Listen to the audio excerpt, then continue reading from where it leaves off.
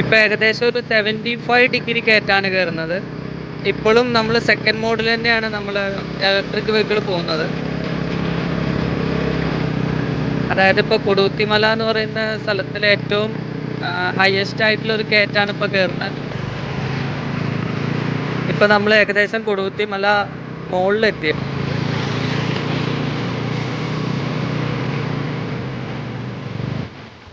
ഏകദേശം ഇപ്പം നമ്മൾ 30 കിലോമീറ്റർ ഇപ്പം നമ്മൾ ഓടി, അതും കയറ്റം കയറി. എന്നിട്ടും നമുക്ക് ഒരു ഘട്ടം മാത്രമേ ചാർജിങ്ങിൽ കുറഞ്ഞിട്ടുള്ളൂ.